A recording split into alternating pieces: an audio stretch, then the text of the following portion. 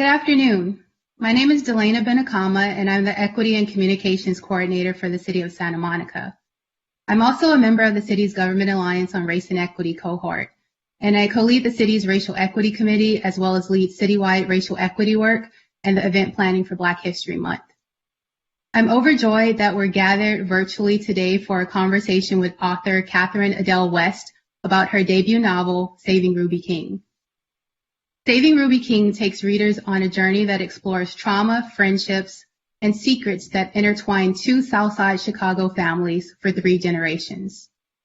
Author Catherine Adel West was born and raised in Chicago, Illinois, where she still lives today. She earned both a bachelor's and master's of science in journalism from the University of Illinois, Urbana.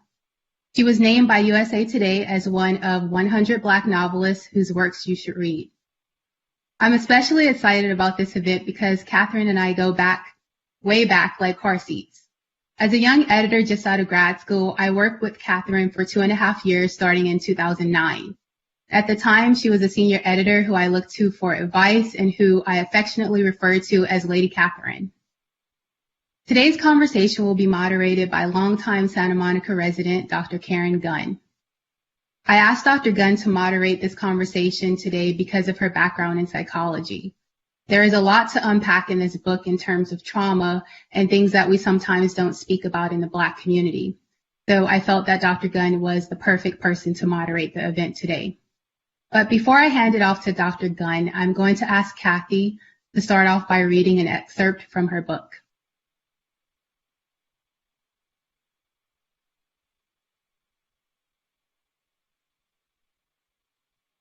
You've got quite a nice church here. Good people, Senator Sikorsky says as he strolls through my office, his compliment sounding forced to my ears. I wanted to come by and show my heartfelt support for someone such as yourself, a leader, a pillar of this community, he continues. My Bible lay just out of reach. Good thing. I probably lob it at his head. Mr. Sikorsky, Senator. Yeah. Can we speak a little later? I'm in the middle of finishing up a few things, if you'll excuse me. The senator sits down in the chair, unbuttons his jacket, and folds his hands and smiles, oil slick. Yes, you're a busy man. I'm a busy man too. But this is such an opportunity to establish a friendship, much like the one our lovely daughters have. I cover the check to Lebanon on my desk with my mostly empty notepad. Let's get down to brass tacks, Reverend Potter. You're a man these people trust. They listen to you and what you tell them. You have a valuable resource, and I want to urge you to use that resource so these people can choose someone who can help them. That someone being you. I could see how the people of this good state and this church sometimes need others to lead them in the right direction come election time. I simply want your help in guiding that choice. And what if you aren't what's best? I can't say what you're offering is anything more different than an alderman or mayor or senator has offered, none of whom seem to deliver on anything other than lining their own pockets and serving their own interests. The small muscles in the senator's left cheek twitch. Well, I can't say we are any different than a pastor or a priest. Reaching forward, I slide my Bible down and pray the senator thinks long and hard about his next few words. Think of it this way. You do so much for the community, and I can help you continue to do that. Black men in power is something that the community needs, right? I mean, look at Obama. I admire him a great deal. Look, all I'm saying is that I can be a valuable resource to you. Robust social programs for a blighted community, new construction for low-income housing, expanded funding to law enforcement to put these low-life gangbangers in prison where they belong. You sound like a political ad. Hazard of the job, I guess. Look, your church is nice, but I see it. I see the crumbling steps, the paint covering up the watermarks from the rain and snow. I know you're a man under a lot of pressure. Wasn't one of your members murdered recently? Yes, I whisper. I saw you on the news. Tragic, just tragic to lose someone like that. That's what I want to help with. These kinds of problems can be solved with someone like me at the helm, with your support. I can help direct communities like yours towards better days. Usher in some of the better days now. He reaches into his suit, retrieving an envelope and laying it out on my table. If you were to look in that envelope right now, you'd find enough to start repairing that roof or those steps. I almost broke my neck coming up them a few minutes ago. He laughs again, the sound empty. Are you seriously offering me a bribe for my support? This is my own money, from my own bank account. It's a donation, tax-deductible one. Just think of it as, what do your people call it? Tithes and offerings.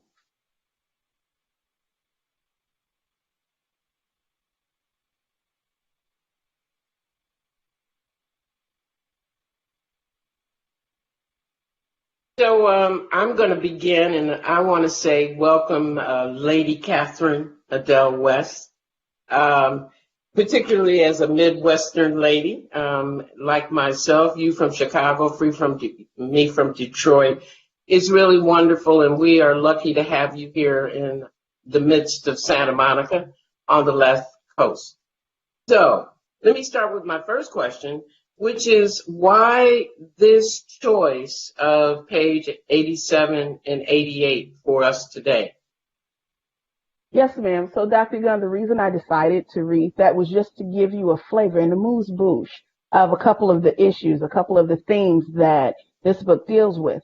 One of them being the gentrification of our neighborhoods, another one being the political exploitation of the Black community's vote. And then just also like a couple of little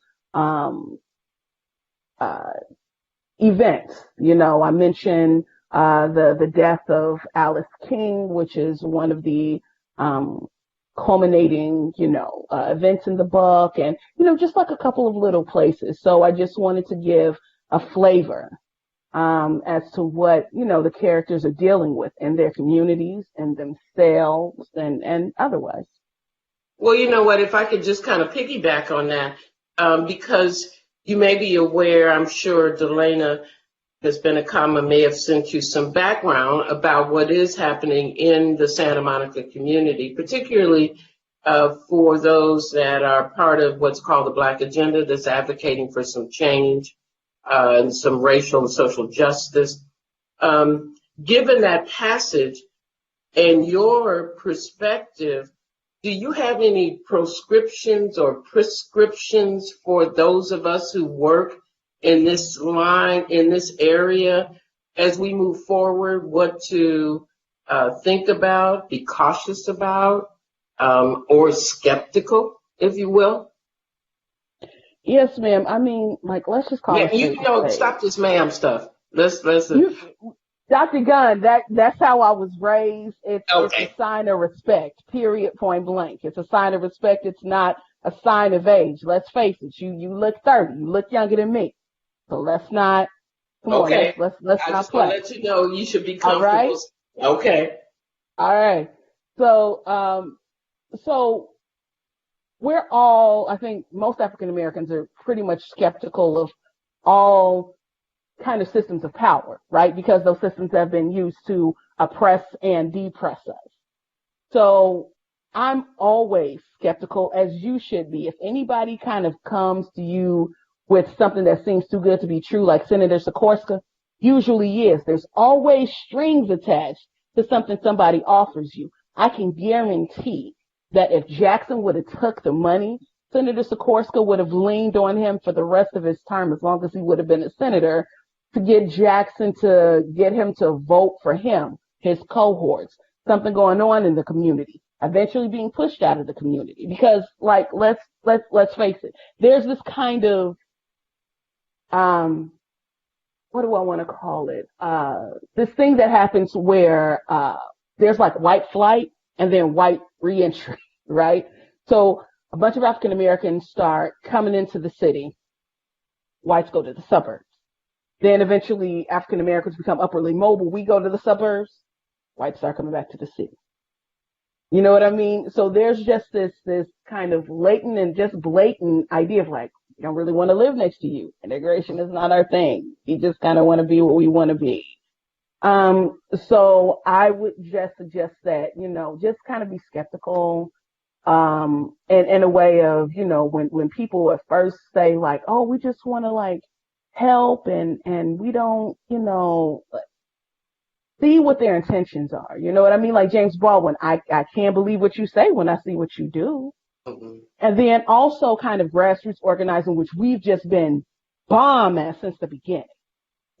Just continue to do that. Continue to reach out. Continue to knock on doors. These are the issues affecting our community. These are the ways in which I think that, we can improve these situations that are affecting our community and just, be relentless like we are, like we always have been. I appreciate that. In fact, in a way, what I take away from that is that there's perhaps a litmus test for authenticity in terms of your allies. Does that kind of reflect what you're saying?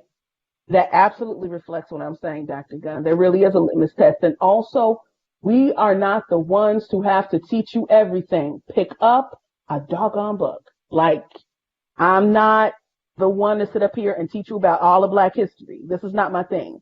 I am not your only Black friend. You are not their only Black friend. Like, there are a bunch of books about us, what we've been through, what we continue to go through, and how you can be a true ally just by picking up a book and educating yourself. And educate yourself and then come to us. Don't expect us to just like be your teacher. This is not, Dangerous Minds or any one of those, where we're supposed to like teach you about the Black experience. This is not what we're here for. You teach yourself about the Black experience. Teach yourself how to be a true ally. And if you have questions about how to do that, that's when you come and just like, hey, this is what I was thinking about doing before you make a fool of yourself. Like, let's just, Okay. So let me move towards a different question that I'm sure people in the audience that are no doubt a reflection of multi-ethnic group of interested people, some of whom may be writers or want to be. Can you say a little bit about your writing process for this book, its evolvement, and how the story came to you? Yes, ma'am. So the story really was supposed to be a short story. And I talked about one of my friends. I talked to one of my friends about it. She was a former college chum of mine. She's like, that's not a short story. That's actually a novel. So as Delana said, I have 2 degrees in journalism. I'm like, oh, a novel, a book. How hard is it to write a book? That should be easy. It's hard. It's so damn hard to write a book. It is unbelievably hard to write a book. I don't care if you have a degree in writing, a degree in English, a degree in whatever, it's hard. It's very difficult to write a book. So it took me 5 years to write it because I had to teach myself how to write a novel. But the one thing that I would kind of keep in front of me is my goal. My goal was to finish writing and get this book out. Luckily, I've had a really wonderful writing community. I've learned a lot. I taught myself a lot. I read a lot. And eventually I got a literary agent. And that's a whole nother thing. But there's a lot of information on the internet and in the writing community on Twitter, on Instagram, etc. And a lot of people who will be willing to help you, myself included. And once I got my literary agent, she got my book to HarperCollins, and they bought it. I'm blessed. I can't tell you anybody or a lot of people who were able to write a book, finish the book, it's their first book, get a literary agent with that first book, and then get that first book sold. So I am by no means ignorant of the blessings that came my way in order to accomplish this goal. And I by no means accomplished it myself. I had a lot of people pushing and rooting and praying for me, and I still do. And it's just been like a wonderful experience and one I continue to just be in amazement of, and one that I hope to continue, just being a full-time writer. So thank you. And let me see if I can follow up on that, because I know you have spoken about in the past, as well as what you're talking about now, is to some extent the challenges that women of color writers face in our publishing world.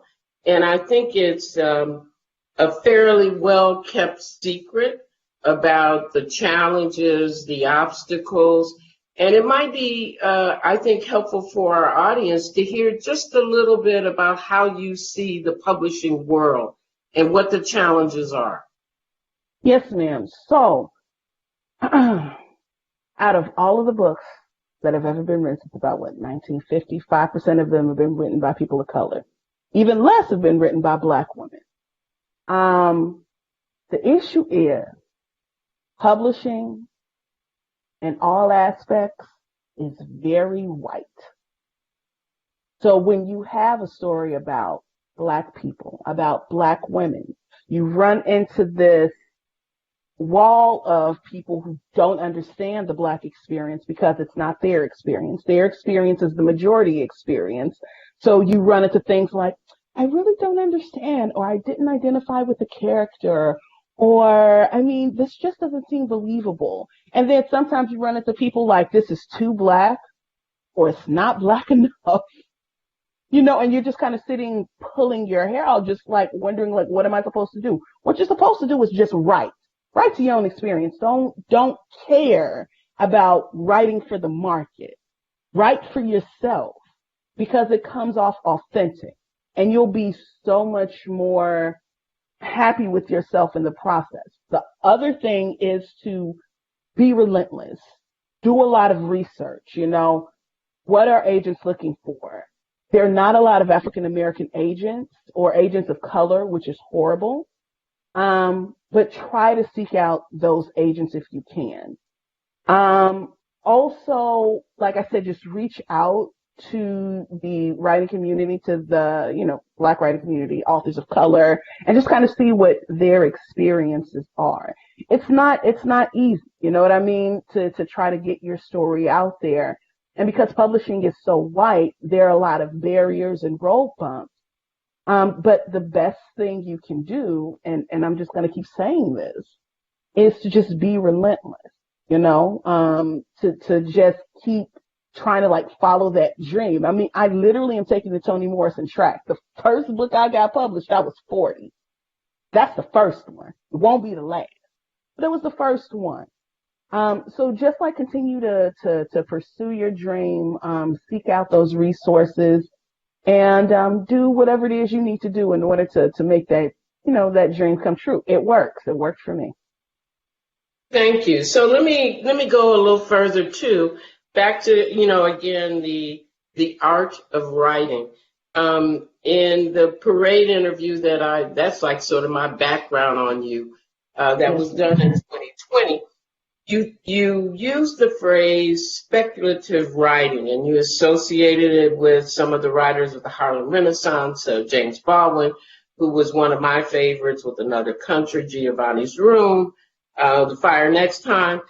Can you explain to us what speculative writing is and how your book reflects it, if it does? Well, yes, ma'am. So to me, I don't really consider myself a speculative writer. To me, Octavia Butler did speculative fiction. James Baldwin is heavy literary fiction, but Octavia Butler was speculative fiction. So it's kind of one of those types of writing where you explore certain ideals in some fantastical or mystical way, but in a way that's done relatively uniquely. So if you've ever read Octavia Butler, you think about Kindred. So about a Black woman travels back in time, who basically doesn't have any agency of her own body. She just can travel back in time whenever her body decides to, back to slavery, back to her roots, and she has to try to keep these two people together, even though one of them is a slave owner and the other one is a slave, and just all of the issues and all of the push and pull surrounding that. So when Octavia Butler did this, and I mean, to me, it's sci-fi, right? But they didn't really consider it sci-fi. So it's speculative fiction. It's, to me, this catch-all genre, where if it doesn't really fit in a particular kind of literary groove, that's where it gets slapped, essentially. So that's like Octavia Butler, because nobody really knew what to call that genre. What is it? You know what I mean? It's speculative fiction, but it's got a lot of literary elements, but it's this, but it's that. Speculative fiction. So it's just to me like fiction that you can't quite put your finger on. And part of my writing, if I was to ever call it speculative, that's kind of what it is. Because if you read Saving Ruby King, some people are like, it's literary fiction. Some people are like, it's women's fiction. Some people are like, it's genre fiction. It's pop fiction. It's this fiction. It's that fiction. I don't know. I wrote a story. I don't know. Okay. And, it's kind of interesting. It's welcoming to hear you sort of just, you're not sort of, but you're just putting it out here real honest and authentically, and not necessarily pigeonholing yourself or what it is. Let me ask you about your main characters. I read the book. I hope everyone in the audience has as well. In your mind, you had a multi-generational main characters, as I saw it. What were some of the important distinctions you were making between some of those significant characters in your book? What made them different from each other? I think what made Ruby different from Layla is kind of action versus inaction, right? So everybody kind of mirrors everybody in a certain way. So you have Layla, who's just very much, okay, let's go, let's get a plan going, let's figure something else out. And you have Ruby, who's like, this is just my life, and this is what it is, and I just rather kind of run away from the problem. And you have Layla, who's like, she'd rather just confront the issue head on.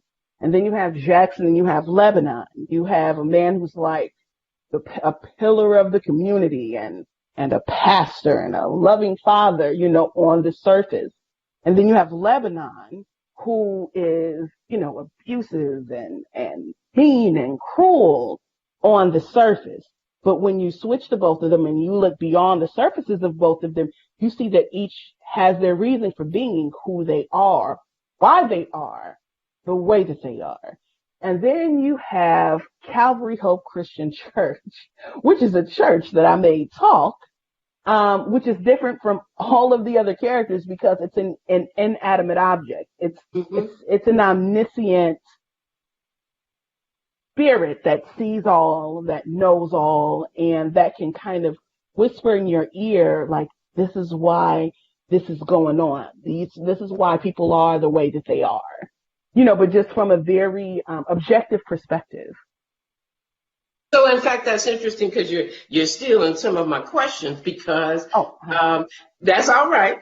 My field is psychology. So one of the people that we had to study, and he became a questionable character, was Sigmund Freud.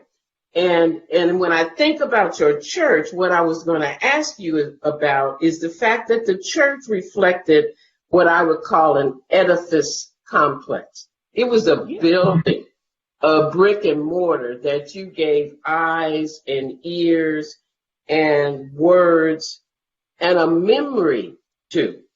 So you just said it was about objectivity. Can you say anything more about why you chose the church to throw out some of the most significant observations throughout the novel? Yes, ma'am. So, Dr. Gunn, get this. Church wasn't my idea.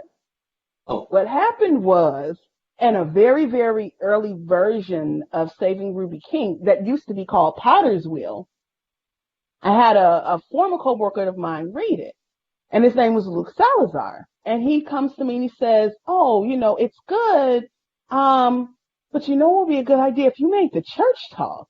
And I was like, I know brilliance when I hear it. So I was like, that's like a fantastic idea. So I took that idea and I ran with it. What the church allowed me to do was it allowed me to feed readers like each character arc, each perspective, a lot of the reasoning. And it also allowed me to write in this really classic and literary way that I wasn't able to do with any of the other characters. none of the other characters can talk like an almost 200-year-old church. Like, they'd be like, what? Why is a 24-year-old Black woman talking? No. So I needed kind of like to scratch a certain itch. So Calvary helped me do that. It helped me, give readers a lot of important information, but do so in my way that, like I said, just like really classical, really, really literary, and I was able to kind of like scratch that itch. So thank God for that, sure. So where did that itch come from? Now, I believe, if I know your biography correctly, you are the daughter of a minister. Is that correct? Yes, ma'am. So how did that piece of your biography compel you or inform you about how you presented Calvary and all that other stuff? What role did that play? I mean, it played a huge role. I mean, the book literally started as a way for me to understand the relationship that I had with my dad. Because it's a relationship that's loving, but it's complicated, It's like, but love in itself is complicated. It's like, with parents, you love them, and then like you want to throw punch them at the same time. They love you, want to throw punch you at the same time. You know what I mean? But when you add religion into it, there's like this whole other flavor, how a man who you love presents himself differently to others than he presents himself to you, how that can create some kind of resentment. And how do you work through that to forgiveness? That's what this book was originally supposed to be about. It evolved into something else.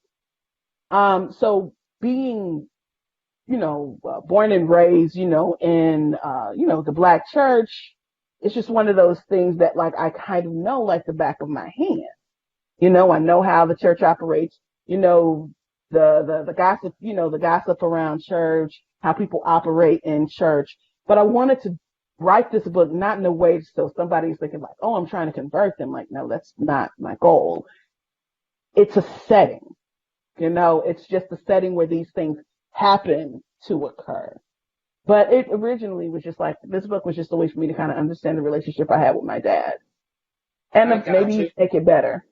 Yeah, so one might argue that it was to some extent a bit therapeutic for you to put forth this story. Very, very cathartic. And I legit didn't think my dad would read the book. And he did twice.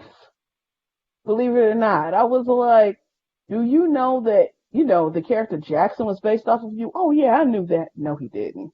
But, it was just nice that he read the book, because I really didn't think he would. So, it was definitely therapeutic, but art in and of itself always is, at least for me, it is. I got you. I understand. And so I'm going to assume by your comments, you and Dad are still hooked up and y'all talking and everything is okay. Oh, yeah. No. Yeah, me and my dad, I'm like, he was literally over my house a couple of days ago shoveling snow, and I'm like out the door yelling at him, like, bro, you over 60. Stop! Like, no, my dad and I we're good. We're good. Yeah.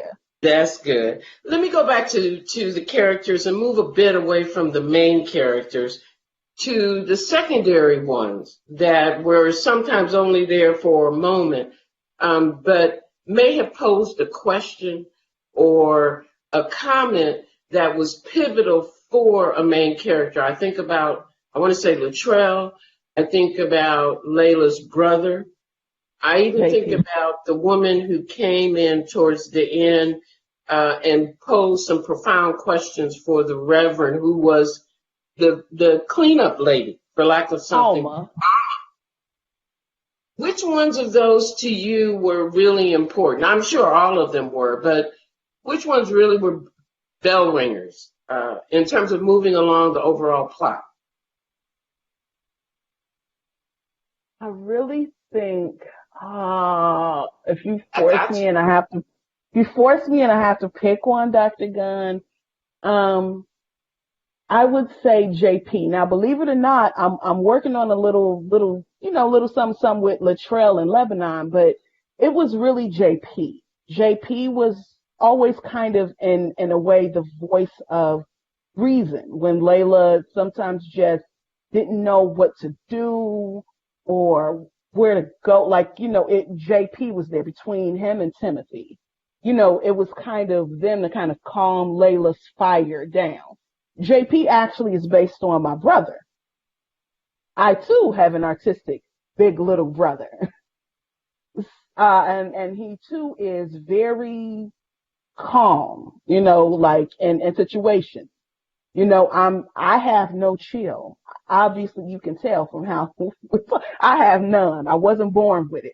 But JP very much is the one to just say, hey, calm down and look at this. Even in the beginning when you first meet him and he's dropping off, programs and he's like, you know what, I'll go in there. And Layla's like, no, I'll go in there. And he's like, you just want to go start a fight. And she does, because that's who, she is. Or when, Reverend Potter comes in and JP just kind of says, hey, this is what it is, Dad. This is why Layla's doing what she's doing. This is why things are happening the way that they're happening. I think JP was always just that voice of reason. When things kind of got too high a temperature, he was just kind of there to cool it down. So to me, like, he is one of the most important ancillary characters. And believe it or not, my artistic big little brother, who is heavily based on JP, designed the family tree at the beginning of the book. Oh, okay. So I appreciate that. Again, going back to what I learned in that interview with Parade, you talked about by wrapping your story around intergenerational abuse of various kinds, sexual, domestic, physical, that you gave voice to forgiveness. Why is forgiveness important in your view? Because you want to live a long time and you want to live happy a long time.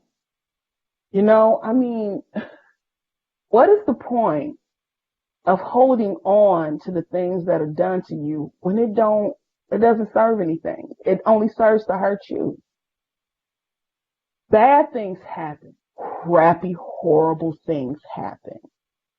But there's a choice that you make to either say, this horrible, crappy thing happened to me, and I don't like it, and I don't have to like it, but what did I learn from it? And then you figure out what it is that event was supposed to teach you. And that makes you stronger. Forgiveness don't mean you a punk. Forgiveness means you're one of the strongest people on this planet to truly forgive, to truly say, hey, this isn't worth my time or my heart or my energy or my effort to obsess over consistently and constantly. Is one of the strongest things I could think of. Forgiveness is something we all got to work on, myself included. I've really got to work on it. I just think that forgiveness is important to living a happy life, a freer kind of life. And it's the only way you're going to be a benefit to another human being. So, I have a couple of things to sort of piggyback on that. So I'll start with sort of a more global one, which is for people who are activists, particularly fighting against systemic racism and for racial justice. What role or how important is forgiveness at a philosophical level in your heart in order to continue to pursue those goals and reckon with that history? Oh, you deep, Dr. Gunn, you deep. I honestly think that, once again, forgiveness doesn't mean that you're okay with what happens. So, you're you're fighting for social justice. That doesn't mean like, I'm okay with what happened to Martin Luther King Jr., Emmett Till, and Malcolm X, and Breonna Taylor, and George Floyd. No. It doesn't mean that. Forgiveness means looking at another side, figuring out how you can reach that other side, not by any kind of hatred, but by love in and of itself. Love can mean protesting. Love can mean marching. Love can mean saying, this is not who we are as humans. This is what we need to do as a race for the betterment of all of us. Not just me, not just you, but for everybody. We can't sit up here and hate one another and hold on to these things and then try to have a family and try to teach that family, like, this is how you make a better world. No, you can't. You need forgiveness in order to be able to clear out your mind, your heart, and your motivation in order to reach the goals you need to reach. Like, I can't sit up there and hate somebody and yell at somebody about social injustice and systemic racism because they're not going to hear me. But if I can approach them in a different way, if I can Martin Luther King it a little bit, if I can Medgar Evers it a little bit, then who knows how I can, you know what I mean? Like, I didn't agree with everything she said, but this one thing kind of touched me. And that's all you need. That's all you need. You just can plant that seed. And forgiveness is a way to do that. Thank you for that. I have to say too, I have come to appreciate the importance of forgiveness, particularly around this topic, because I am a survivor of years of horrific sexual abuse. And in fact, when I began to read your book, there were moments right at the start, because I could sniff it out. I knew where it was going in a way. I think you become a bit vigilant, maybe even hyper-vigilant around these themes if you're someone who survived those experiences. So there were lots of secrets. There was my mom who didn't protect me as much as she could, and then I had to come to love her in spite of that, and that took some work on my part. What do you say, or what would you say to survivors about the process of healing and forgiveness that perhaps you haven't said already? What is it important about that personally? For me personally, I would say that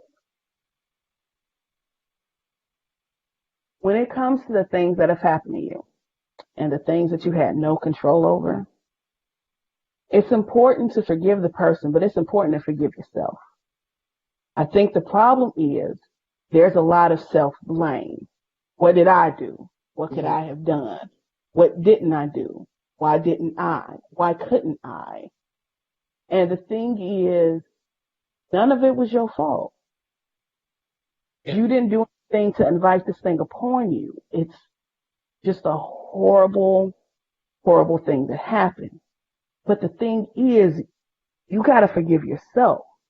And once you forgive yourself and you see that, once you're able to live that, then I think you can kind of, from the inside out, begin the work of forgiving others. But it really does start with yourself. Like that part in Good Will Hunting, when Robin Williams is telling him it's not his fault.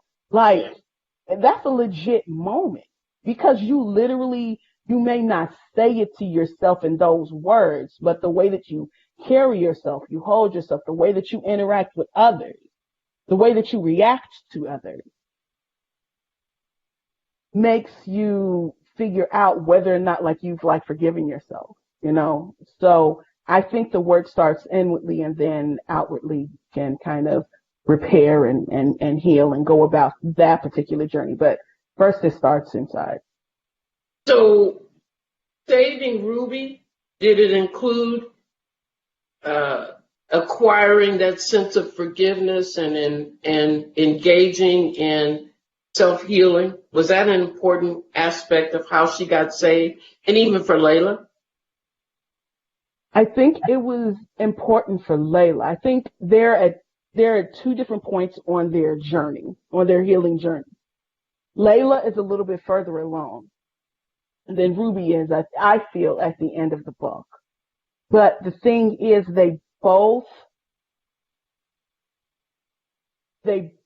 know that there's something inward that needs to be healed before they're kind of able to kind of make things right or make amends for, things that they have done or things that they might have caused. But I always feel that, like, when it came to Ruby, I don't think she necessarily had a choice with the things she held on to, because that's all she knew, because that's what was taught to her, like verbally and nonverbal, like verbal and nonverbal cues. You know about that, Dr. Gunn. Verbal and nonverbal cues. When it came to Ruby, she knew, keep it in, don't tell nobody about it, don't say nothing about it. And with Layla, because she wasn't experiencing that type of trauma, had kind of a freer way of expressing herself and saying, this is what this is what we need to do, this is how we need to do it. So Layla was a little bit kind of further along already on the journey because she hadn't experienced what Ruby had experienced. So I would say that Layla's a little bit further along, but by the end, they're kind of both on these like self-healing journeys. And Ruby's journey, I definitely want to explore a little bit more, in another book or two. We'll see. So I'm going to come back, and actually that's going to be my last question to you. And so if we move from the individual journey or trajectory from hurt and harm to healing and health, at the institutional level, what do you think the church, faith communities, the Black church particularly, and the Black community might need to do differently as it relates to people like Ruby? You talk about the notion and Calvary's words about what it saw was that people would talk about stuff but not necessarily do anything about it.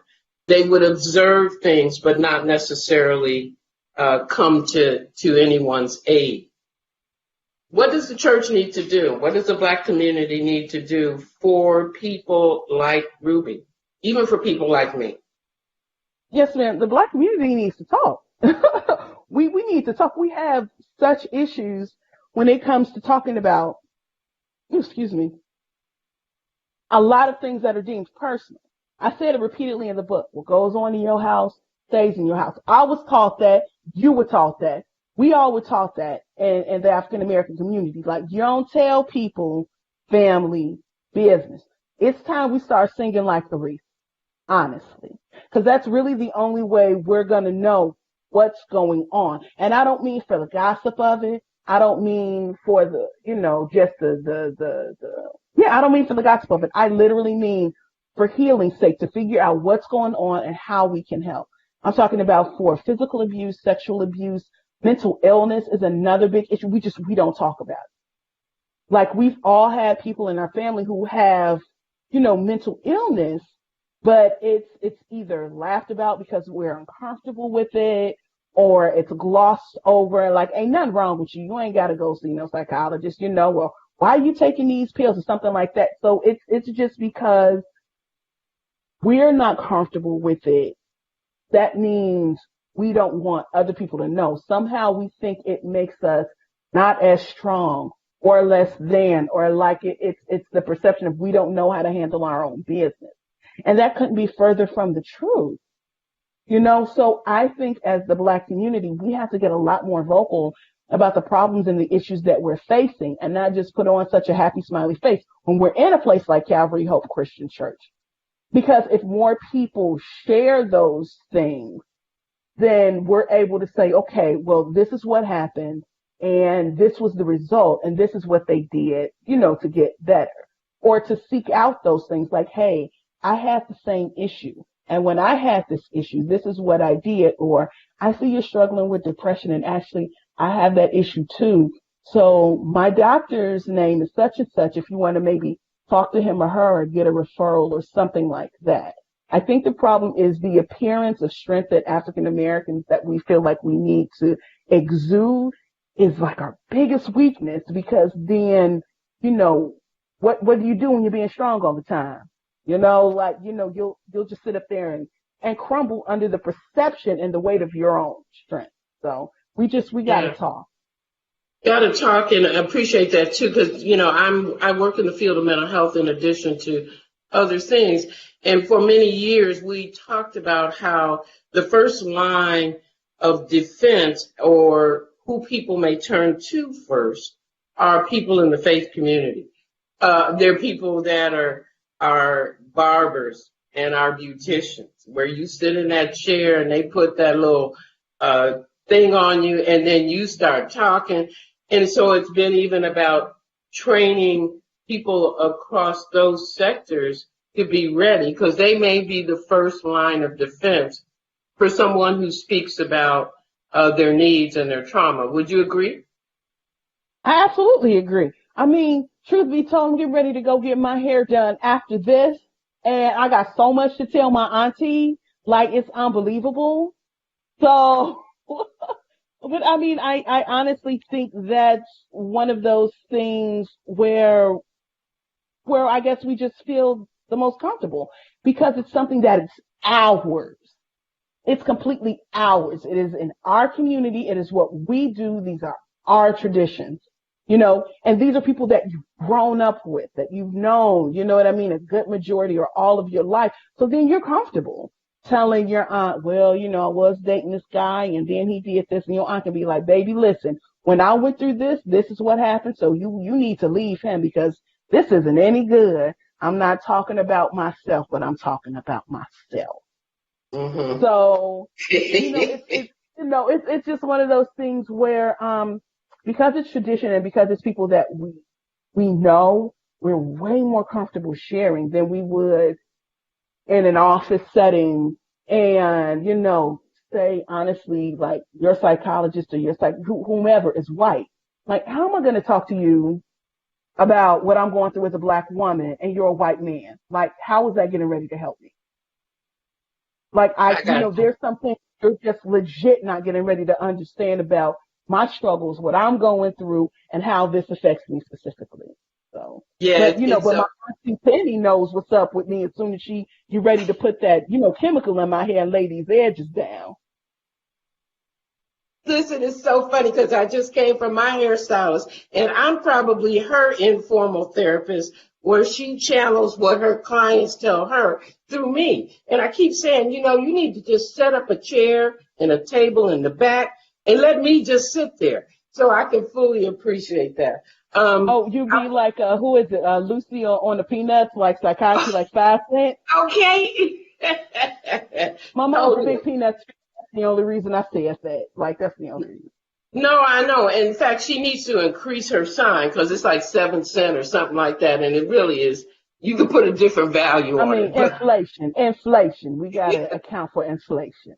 There you go. Well, let me turn to, before we get to a period in the discussion where people can ask questions, you have kind of hinted at where you might be taking your writing next. You talked about Latrell and Lebanon. So I'm sure people would like to know what you're thinking about in terms of what you might write about next. Well, I have a prequel that's coming out next year. Yes, ma'am. It's called Becoming Sarah King. So it follows. Yes, ma'am. I saw your face, Dr. Gunn. So it follows Sarah, Ruby's grandmother, her like 2 or 3, her few years in Tennessee, in Memphis, where she finds refuge and community and unexpected love. It's gonna be great. Some people are gonna hate me at the end, which is fine. I'm okay with that. But I mean, these were things that were hinted at, like kind of near to the end of the book. But I remember when I was kind of writing these few lines, I knew that was a story that I wanted to tell next. I also kind of want to explore what happens to Lebanon post Saving Ruby King events, and definitely, people and I've been getting lots of emails and, messages and stuff like that. Like, they want to know what happens to Ruby. So, I'm going to be in that universe for a little bit longer. But in the meantime, I do have, an anthology coming out this May called Everybody Shines. It's a body positive YA anthology. Me and a lot of other wonderful writers, and it's edited by the fantastic Catherine Adel. So I have a lot of projects, in the air right now, but I'm loving every minute. I'm love hating every minute of it. How about that? Like, Okay. I love it, then I hate it, then I love it, then I hate it, then I love it. So it sounds like a little bit of a cyclical experience. It really is. It's the toxic boyfriend that I kind of do need to keep in my life. That's what writing is for me right now. Right now it is, but like when everything is vibing and everything is right, I'm like, I love you so much. Don't ever leave me. This is great. I know where all the words go. My dialogue is flowing, and then when it's not coming, it's like, I hate you. Why are you doing this to me? I've been good to you. And if you don't know now, you know. So I got it. Yes, ma'am. So we might see Lebanon. We might see Jonas, if I recall the character that was part of Sarah's life. Yes, I got some snaps up in here. Okay. Dr. Gunn, I didn't doubt you for a second. Look, so let me give a heads up to Ms. Benakama. We're going to start the Q&A. So if those of you are listening in and you have a question for our lady Catherine Adel West, get ready. Put it in the Q&A. So any last minute thoughts or comments about your work, your journey, that you'd like to share with those of the folks that are sitting here, encouraging words for people like me who've got a set of essays and, failed attempts to get my writing going. What would you say? And in fact, I'm going to take you up on being somebody to support a little fledgling author like me.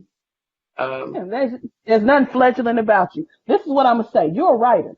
Don't sit up there and be like, I'm aspiring writer. You know what I mean? Because, I didn't get my book published, so I'm aspiring. No, you're a writer.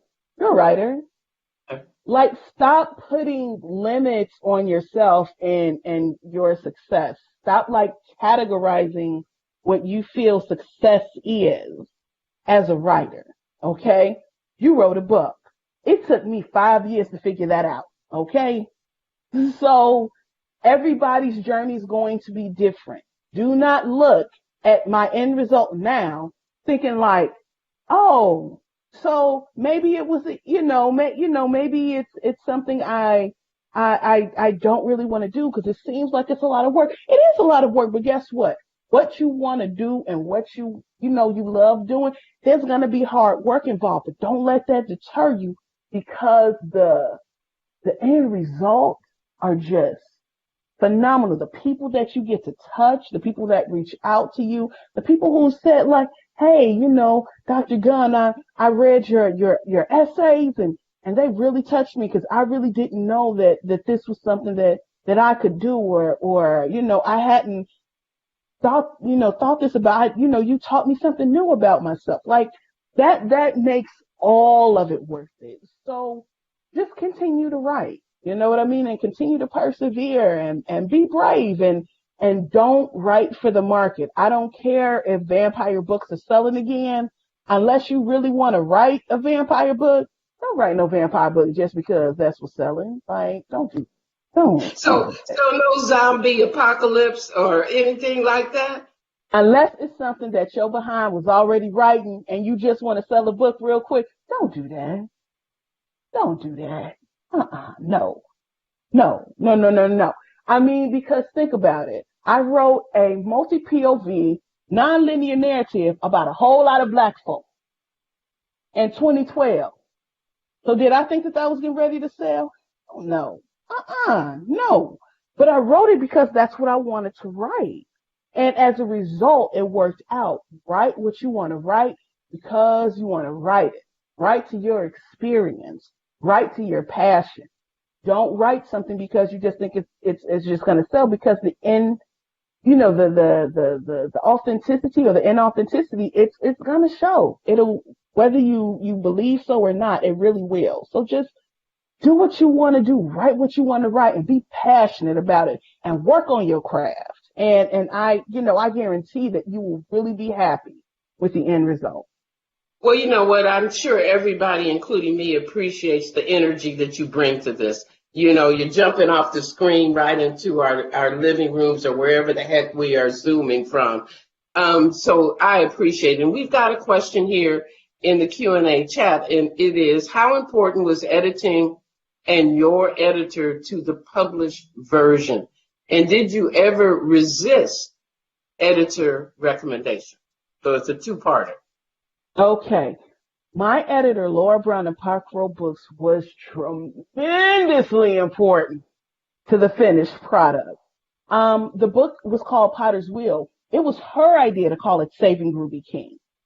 And I completely, like at first, I was more so married to my title, Potter's Wheel, but I thought, So I did. I got in my emotions for about 5 seconds. And then when I looked at her suggestions, one of them being Saving Ruby King, I was like, yeah, that's the title. Laura got my book and she sent me an edit letter. This is what happens when your book gets bought. Your editor's going to send you an edit letter. And it really depends on the type of editor you get. Laura is very thorough. I love Laura Brown. She is very thorough. My edit letter was 30 pages. I had 6 weeks. Yeah. So I thought I was going to lose my mind. Up in here. Up in here. But Laura touched on like all the important things that I needed to adjust, expand, cut out. Like developmental edits are the lifeblood of your book. So you always need to look at these developmental edits.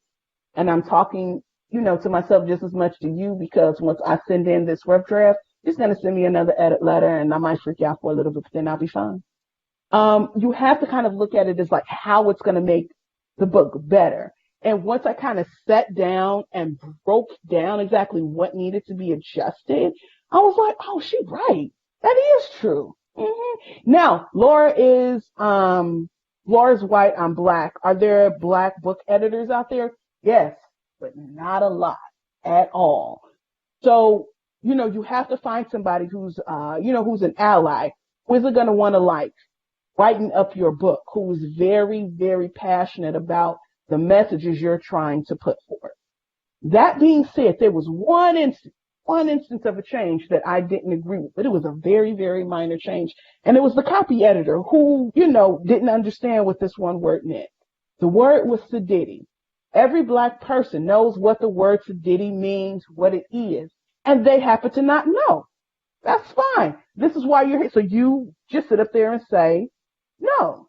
But, you obviously do so in a respectful way. I wasn't like, I ain't changing nothing. No, I just was like, hey, no, I want to keep this in, and this is why I want to keep this in. And like 9 times out of 10, your editor's like, oh, okay, fine, no problem, unless it's something like really, really big, like kind of word choice isn't necessarily like a big deal.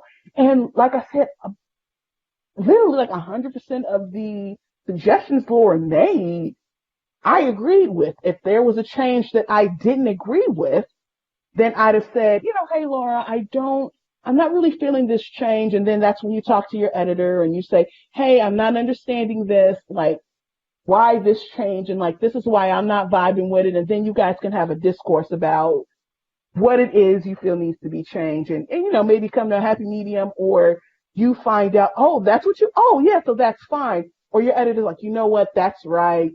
Yeah, just disregard that. So It's really, really important to just have keep an open dialogue with your editor. Okay, thank you. So I want to say to everyone who's here with us, if you do have a question, please put it in the Q&A, and I will try to put that forth to Catherine. I want to ask you something that will also perhaps be illuminating for those of us who also are fighting for educational change, particularly in higher education.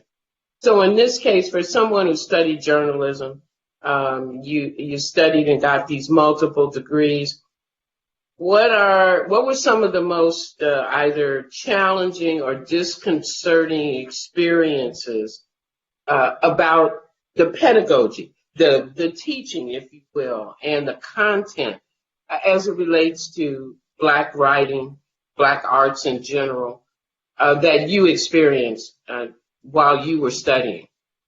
What are the things that kind of pissed you off, if you will? Yeah, like I went to a predominantly white university, and a lot of these people really didn't hang out with a lot of black people. So there was a lot of, can I touch your hair?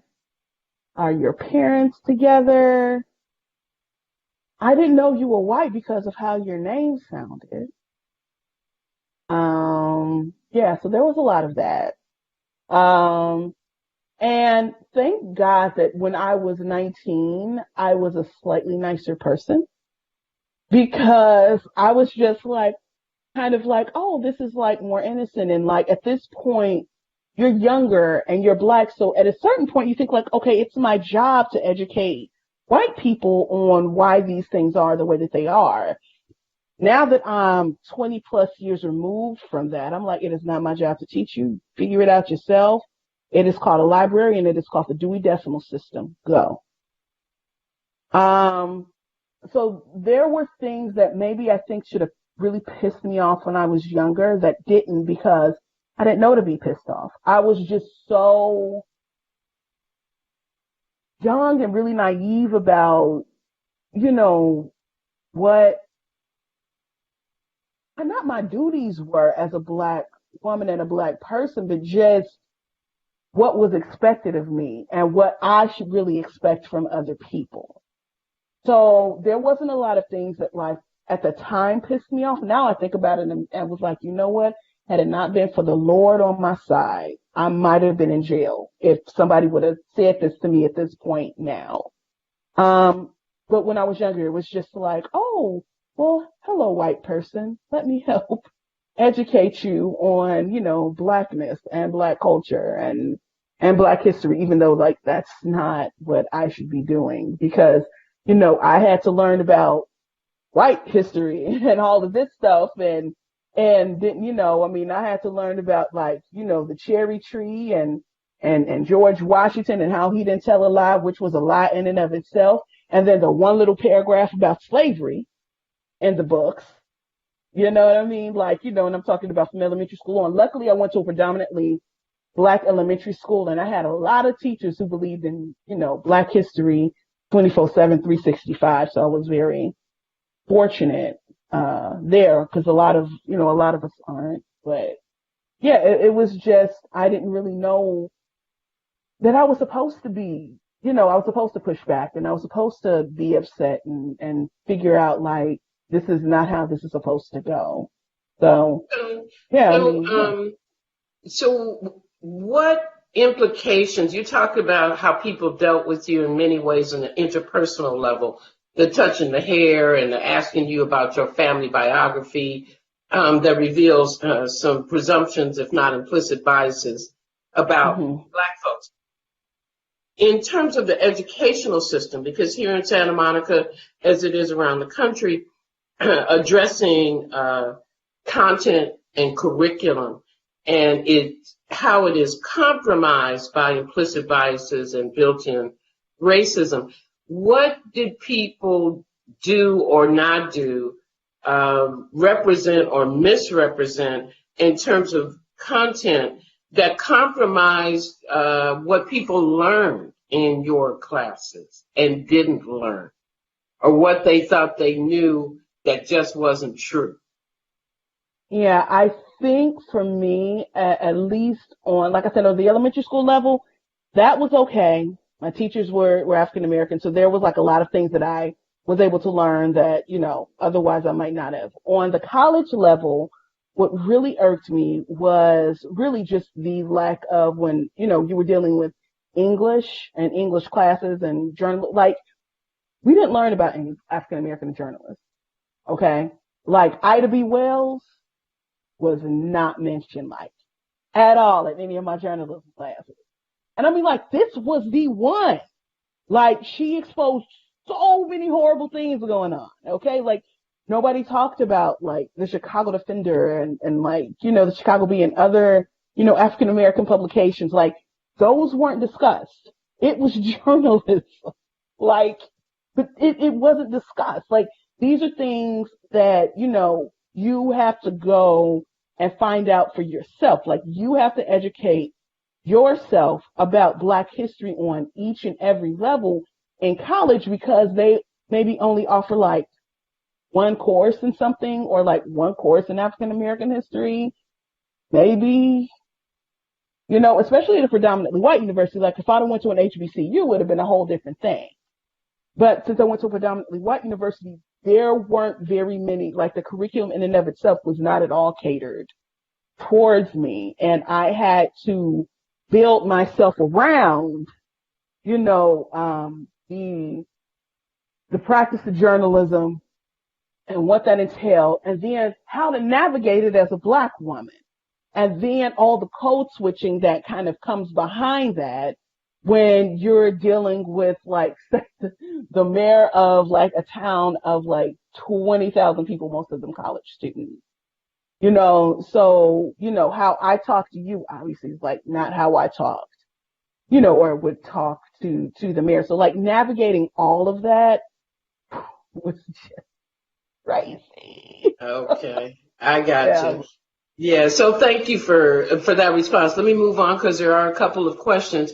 Here's one. You are an inspiration. I'm not a writer, and I appreciate your very real stance. Have you considered becoming an editor for Black writers, or would that take you away from your goal? Now, whoever said that, thank you. I appreciate you. I don't know if I would do editing necessarily. Would I do it, like, for a friend? Like, so if Dr. Gunn is like, Kathy, can you help me? And I'll be like, yeah, sure. Yes, ma'am. No problem. I think right now my journey is focused on writing. That's not to say I'll never do editing. I don't know where I'm going to be in the next 5, 10, 15, 20 years. Hopefully still looking like this. But, I don't know. Basically is my answer. I hope to have my hands in a lot of different pies. Mainly, I just want to help uplift other, writers of color. So if that means if somebody maybe needed some help with some editing, and I had the available time and I'm not running around like a chicken with my head cut off, I can definitely help. I don't know if I would, like, I already work as an editor. So I'm hoping to just do writing full time, but we'll see. You never know. All right, we might have to tap in, as Saweetie says. So here's the next question, and let me say to everyone who's listening, we still have some time for Q&A. So if there is a question you haven't asked yet, please feel free to do that. So your next question is, have you always wanted to be an author? Initially, did you write for yourself, or with the thought you would one day have an audience? Oh, these are some really great questions. Writing was something I always liked to do, right? But the thing is, Black people don't get to live bohemian lifestyles. That is not for us. So I had to find a way to monetize my passion. So I always liked to write when I was a kid, and that's what I did. And then I didn't write for a long time. I went to college. I came, journalism, came back, became an editor. Not until I was 30, about 31, I started, like, writing short stories. And 32, I came up with the idea for Saving Ruby King. I didn't figure out until my 30s I wanted to be a full-time writer. I didn't figure that out until, like, my 30s. Just writing was something that I wanted to do, but I didn't quite think that I could make a living as a full-time writer. And now that I know that it is possible, so that's what I'm working towards.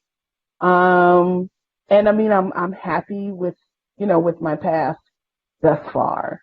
So yeah, we'll see. Okay. So, Queen sang about a Bohemian Rhapsody, but you didn't have that. You had to get busy and make a living. I know, but Queen, please don't, because I love Queen, please don't. Because I will sing the whole song. People didn't come here for that. They didn't come here for that. Well, I can see that you have eclectic taste in terms of music, just like me. So that's a good thing. So let me ask this question. For you, as a writer, you're a reader. What books had a profound impact on you, just as a person that has now become a writer? Which ones hit you upside the head? Boom. There it is. Dr. Gunn, if you don't stop, I'm gonna just. First book that really, really had an impact on me. Now, my mom was is a retired writing and English and literature teacher and principal. Okay. First book that had an impact for me, believe it or not, was Great Expectations by Charles Dickens. I legit didn't know what a plot twist was until I found out that Pip's benefactor was the convict. Okay. I freaked out. I talked about that for like weeks. So Great Expectations definitely was a big one. The Importance of Being Earnest by Oscar Wilde. Langston Hughes poem. Maya Angelou, Nikki Giovanni, Gwendolyn Brooks, like so many people. Lately, the book that has completely just changed me, killed me, and brought me back to life and killed me again is called A Little Life by Hanya Yanagihara. And that's another good book. It's very thick, and it's another book about like trauma and friendship, and it was just like so well done. Like that book destroyed me, but like in the best way, and taught me a lot about my craft, while I was reading it. So yeah, those are just like, it's just in a moose boosh of like writers, that really. So, it's interesting as we've talked, to come to know how much you appreciate music from different genres. How important is or was music for you as a writer? Ooh, Dr. Gunn, you don't even know.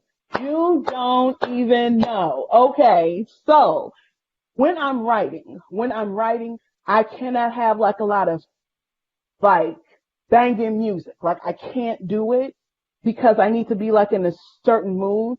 So I listen to a lot of mellow, super duper sad, super duper melancholy music. Mostly I listen to a lot of Bon Iver, like super duper melancholy, moody little music.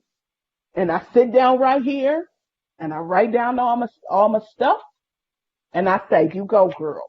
Now, when it comes to editing, and not developmental edits, because developmental edits, once again, require like a lot of deep writing. But when it comes to like line editing and copy editing, that's when I get up to like my hip hop. So I'm like, like I got my Kendrick Lamar, I got my Jay-Z. I'm just doing my thing. You know what I mean? So it's just, like a lot of, hip hop, pop, I got my Lizzo, I got, you know what I mean? You got Cardi B and you got all of, I got like my banging music. I can do it then. You know what I'm saying? But I can't listen to like Lizzo when I'm trying to write like a really crazy, sad, like heartbreaking scene. Like listening to Truth Hurts is not going to I was just getting ready to say. You know get what your fitness though. Okay, but like listening to Truth Hurts when I'm sitting up here doing line edits, I got this, But so like moody, very kind of sad, mellow music when I'm writing and doing developmental edits, when it's line and copy edits, a lot of like hip hop, pop, of course, we got Queen Bey, we got Beyonce up in here too. So a lot of that. So you got, even the Jonas Brothers, Jonas Brothers is good too. I ain't gonna hate. Yeah, human nature got you. I'm telling you. All right. So I have another question, and I think you've spoken to this, but let me just give you the opportunity. Could you explain to everyone what schools you attended? Yes. That's a question. Yeah, yes, ma'am. So elementary school was Wendell Green. And high school, I went to Morgan Park. And then the University of Illinois at Urbana-Champaign, and I got my bachelor's and my master's. Now, my elementary and high schools were predominantly Black for the most part. And then, U of I was predominantly white. Gotcha. I mean, if I could do it all over again, I really would do it the same way. But I do think that, if I ever decided to get a doctorate in something, I might try, an HBCU, because they're like, I have so many family members who went to HBCUs. just what I needed at the time at 19 wasn't that. But my mom took classes at Howard and speaks so highly of it, so I know that's where I would end up going. I'm not even gonna lie to you. I probably wind up at Howard somewhere, like in DC. Okay. Well, Chocolate City, you know, was the destination. My mom went to Spelman as a fine arts major. Oh, of course. And she was very upset that I chose a white Midwestern university to start out my college career. I never made up for that. So she just came home and just gave me a hard time, but that's it. So well, here we you got Morehouse across the street. She wanted you to get one of the Morehouse men. That's what happened. Yeah, we can talk about that at another discussion. Absolutely. So look, it says here, thank you both so much for this inspirational, intelligent, and intimate conversation. Woohoo! For both, who were and how did you find mentors and champions for you and your work along the way? I'm going to defer because this is about you, Lady Catherine. Where did you find your mentors and champions as you moved along your journey? Well, I'm going to make this quick, Dr. Gunn, because she asked for both of us. Hello.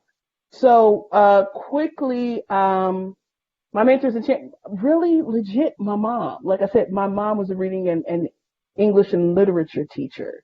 You know, people at my church who are and have always been so supportive of me and my writing. People in my family, nobody in my family really writes like I write, but they were just like so super supportive. In terms of where I found somebody in the community, once again, for me, it was social media. So a lot of people, including Terry McMillan, even reached out to me. I was like, wow. So it's just one of those things where, you know, you put yourself out there, you Google, you find different avenues, different events, and you network, you will find people who are just as passionate about what you do as you are.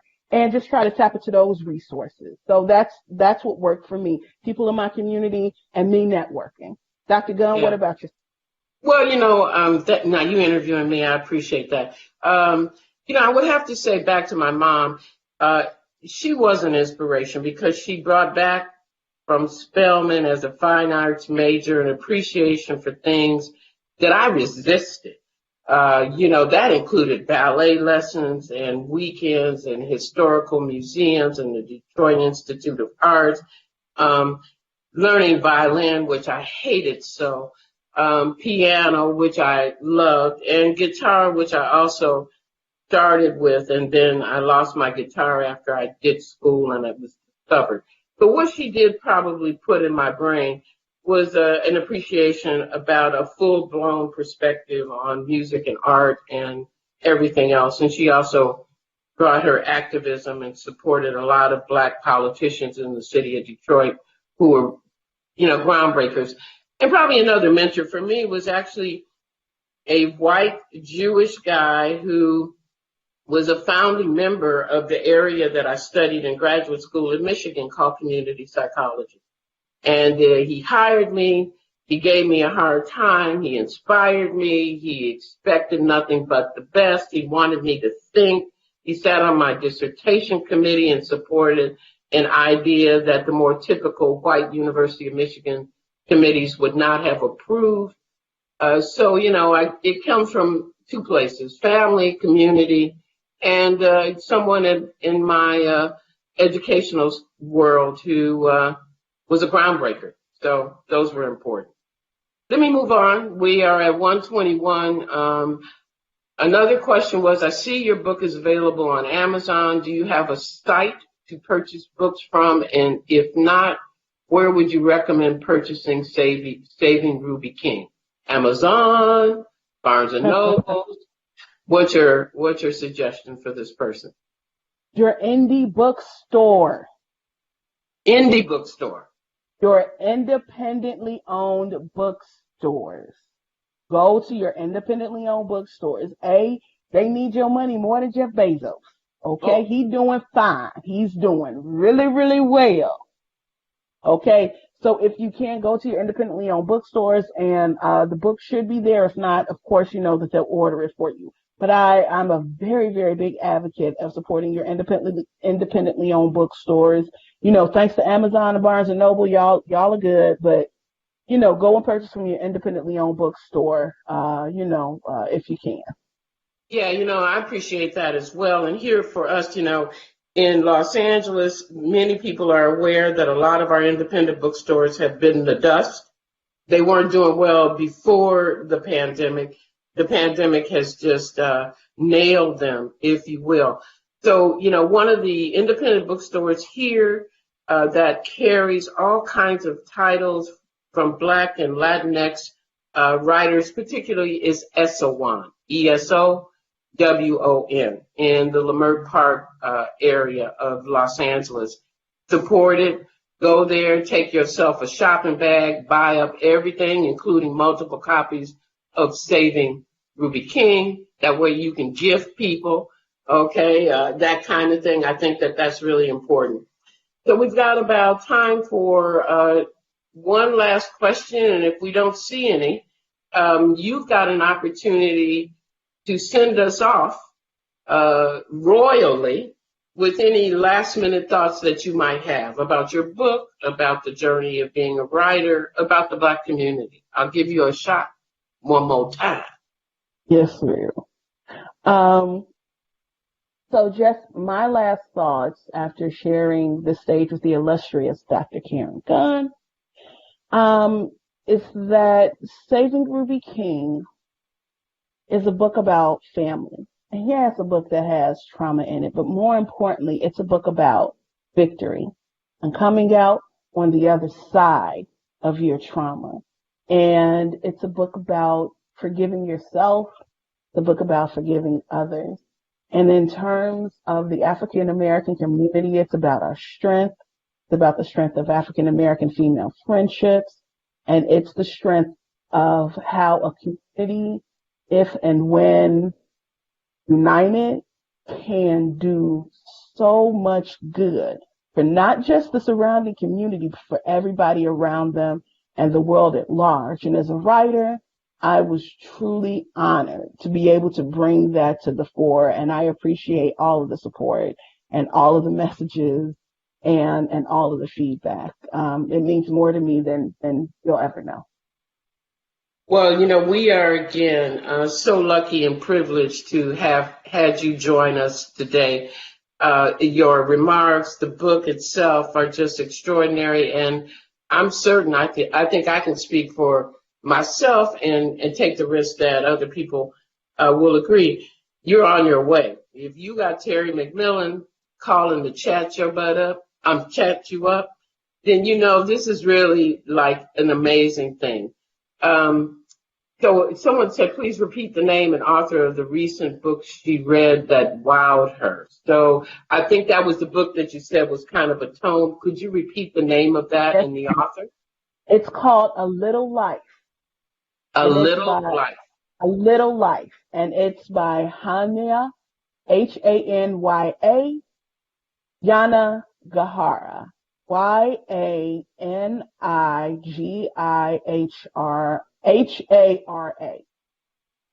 A Little Life, Hanya Yanagihara. Excellent. Thank you so much. So I think we can wrap this up. And again, thank you so much for being here with us. We might want you to come back again. Someone just said, this was amazing and very informative. Thank you, Dr. Gunn and Ms. West. So some folks are co-signing that this was a great and informative session. I would like to end this by stepping back and, again, thanking Delana Benakama, who supported us, got this together, arranged everything. Corey, who is in the background, making sure the technology works. I particularly want to make sure to thank the Santa Monica Library System, the director, Ms. Patty Wong, for their support and the staff people that suggested some of the questions.